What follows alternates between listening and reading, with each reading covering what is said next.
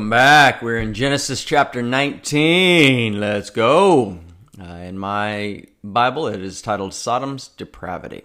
19:1. Now the two angels came to Sodom in the evening, and Lot was sitting in the gate of Sodom. When Lot saw them, he rose to meet them, and he bowed himself with his face toward the ground. And he said, "Here now, my lords, please turn in to your servant's house and spend the night, and wash your feet. Then you may arise early and go on your way." All right, so 19:1.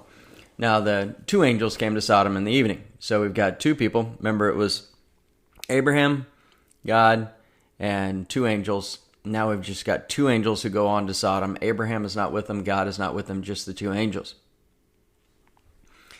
And though Lot was a believer, the city was filled with grave sin, just disgusting sin.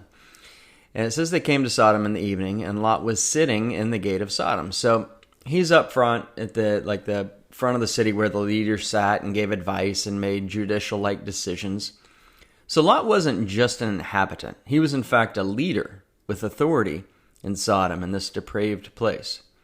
Now, Lot could have used his power and influence for the glory of God, but he did not. Joseph ended up using his influence in Egypt, and Daniel used his influence in Babylon for the glory of God, but not Lot. So the question for you is this: are you like Lot, blending into this culture and partaking of the temporal earthly things? Or are you living in the culture, but living for God and showing and telling those around you who Jesus is and what he did for them? Right? So the majority of people who say they're Christians don't do anything different from the culture that surrounds them. They go out, get drunk, get high, look at pornography constantly. You could go on, but they're just blending into the culture. They're like, oh, if that person wants to do this, then they should be able to do that. If they want to do that, this is America. We have the freedom to do whatever you want. But guess what? Then it comes in, it just creeps in at first, and then it just bombards your way of life, and they just start to overtake the things that God stands for and that we want to proclaim. So just standing by and blending in culture, you can't do that. And that's why we're called to live in the world, not of the world, right? We are to rub off on the world around us. We are not to let the world around us rub off on us, because that's a slippery slope and it'll take you down. It'll take the culture around, and your witness will be ineffective, because people will look at you and say, why would I want to hear about Jesus? I saw what you did last night. I know how mean you are. I know how impatient and anxious you always are. You're just mean at work. You're this horrible person, and why are you going to tell me about Jesus? I'm not going to listen to you, right? Whereas if you're constantly this nice, gracious, kind, loving, forgiving person, and then you try to tell someone about Jesus, then you have a better chance of them being receptive and saying, oh, that's why I said you're so nice, warm, caring, kind, considerate, passionate, etc. All right. So originally Lot had looked at Sodom. Then he pitched his tent toward Sodom. Then he moved into Sodom. That's how addiction and adultery work. The lust or temptation causes a person to look. Then the person gets closer to the temptation. Then they get more comfortable or curious and move in. And then it's hard to turn back. So the question for you is, what temptation has been getting your attention lately? Take note of it now and vow to turn away from it, to run from it, and to find someone to help you turn away from it if necessary. Pray to God, read the Bible, find an accountability partner, talk to a counselor, pastor at church. All right. So we go on. It says, when Lot saw them, he rose to meet them, and he bowed himself with his face toward the ground. Now, for me, the only reason he would bow his face toward the ground is if he actually knew that they were sent by God. So I believe somehow he knew that they were angels. Or at least I think there's good evidence for that, because why else would he prostrate himself on the ground? Unless he thought they were something special. You wouldn't just do that for a regular person walking up. So I think he knows there's something going on with these two people. And verse 2 says, and he said, here now, my lords, and he calls them my lords, so he thinks there's something special about him again, although they could use that in a different term. But I think he knows that they're probably angels or something of the like, some people sent by God. It says, please turn into your servant's house and spend the night and wash your feet. So he's offering them to stay at his house because he knows how disgusting the people of Sodom have become, how horrid and horrible and grotesque they are. And you're going to see this. It says, then you may rise early and go on your way. So he's basically like, come in, get in my house. It's your headquarters, your fortification. Then you're going to get it. And as soon as you wake up in the morning, you got to get out of this town because this place is not for you. So he knows how bad this place is, that he's living. Not only is he living there, he's actually important. He sits at the city gate and decides on matters that are going on within the city. And they said, no, we will spend the night in the open square. So they're testing him. I think they know exactly what's going on. And they're just testing him to see what he says. In verse 3. But he insisted strongly. So they turned into him and entered his house. Then he made them a feast and baked unleavened bread, and they ate. Okay, so Lot's like, no, you can't stay in the square. He doesn't tell them why. He just knows that it's going to be very bad for them if they go in the square. I'm guessing that he's seen this before. People have come in from out of town. Probably the same thing happens repeatedly. Anyone who comes into Sodom, the city just overtakes them and destroys these people. And he doesn't want this to happen to these two godly men. So he got his way. He got them into his house so that they won't be violated out in the town square. And he made them a feast, so he cooked for them. He baked unleavened bread. And leaven is symbolic of sin because it spreads. It's like yeast in the bread where you just put a little bit in. It spreads throughout the bread. Leaven is that sign of sin.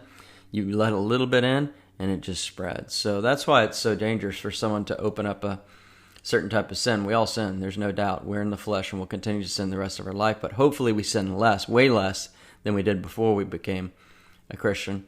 And hopefully when we do sin, we ask forgiveness of God or of that person, whether we sin against our spouse, our child, our friend, our employee, our employer, and be honest about it, because that's going to lead people to Christ when we recognize and we hold ourselves accountable, or we allow someone to hold us accountable for our sin.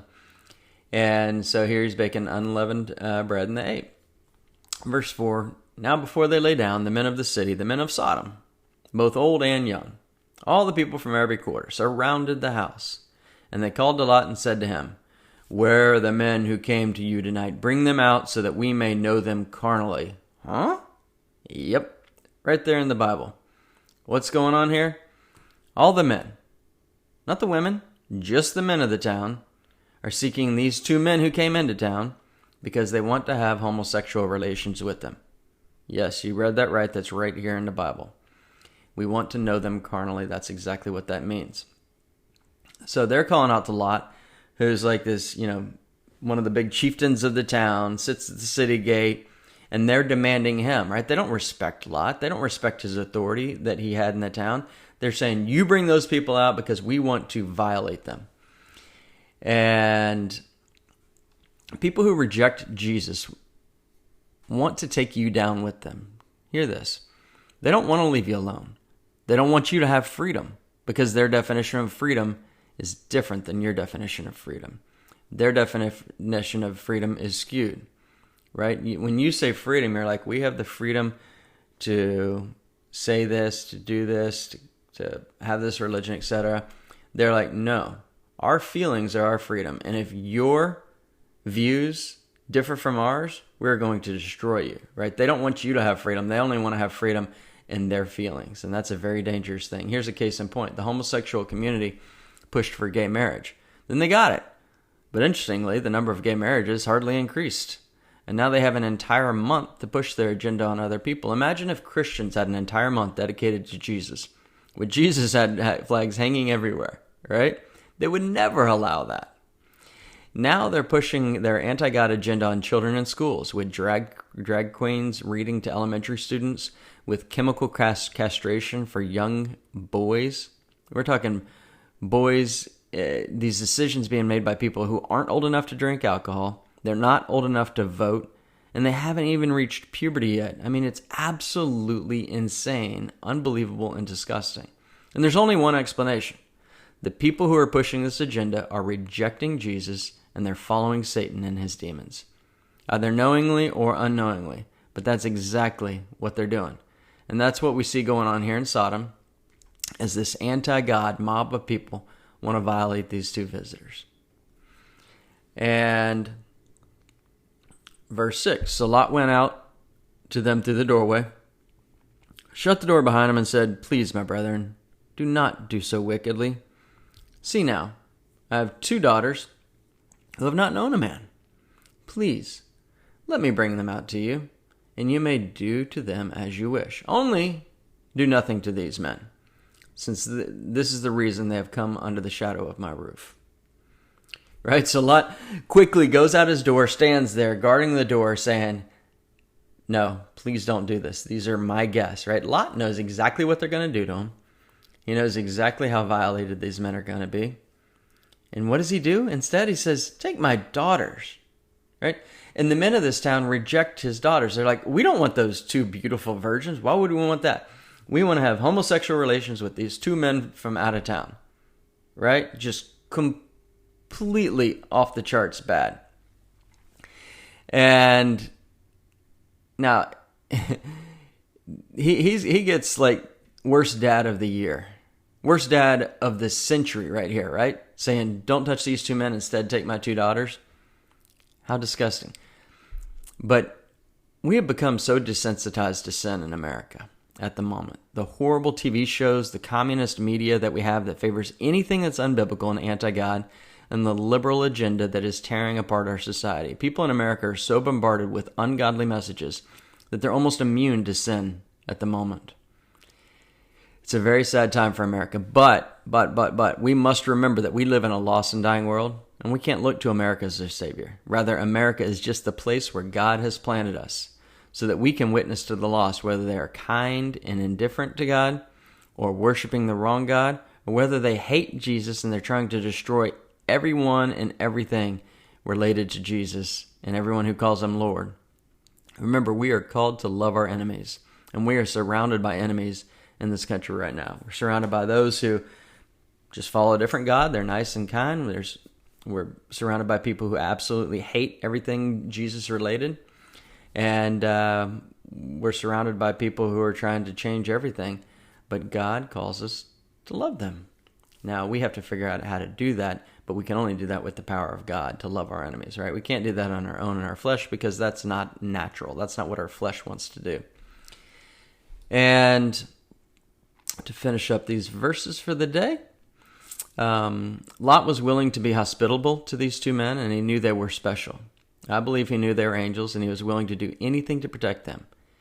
How interesting that he lived in Sodom and wallowed in his sin and lifestyle while ignoring the things of God. But now that he feels like God is involved, right, with these 2 angels, he's trying to protect these 2 angels.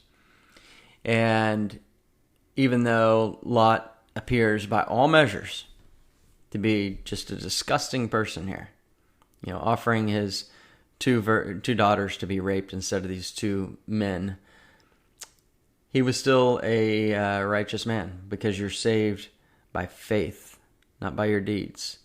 And he had that saving faith, but he's definitely making horrible choices, living in looking to Lot, living in Sodom, and now offering his daughters up.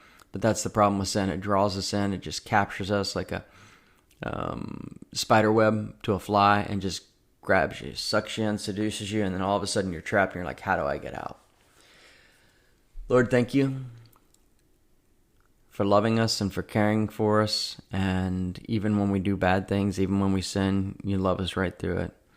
And even these people, Lord, who make these horrible decisions back there in Sodom, even the people in America who are hating on people who love Jesus, on us who proclaim the truth and try to share the gospel, the good news, the Bible with them, Lord, you call us to love them, and you love them, but that doesn't mean you'll let them into heaven. You'll only let people into heaven who are holy and righteous, and the only people who are holy and righteous are those who accept your free offer of salvation. For by grace you are saved through faith, Lord. That's what you tell us. Help us to understand this. Help us to love our enemies. Help us to be disgusted by sin, and to share the good news and the gospel with people, the people in our community, the people in our church, the people in our lives, and the people who absolutely hate us, Lord. Help us to love our enemies through this. We need your strength. Amen. Thank you so much for listening to Daily Verse by Verse. We want you to be prepared in season and out of season to study the whole counsel of God so that you can share with people who Jesus is through your actions, so that you have the right to tell them who Jesus is, so that they can come to know Jesus or come to know Jesus better. We strongly encourage you to share this message, this podcast, on your social media, Facebook, Instagram, message, email someone who you think could benefit from it. It's an easy way for you to go out and witness to the world just by sharing this podcast. We hope you'll join us tomorrow. Have a wonderful day.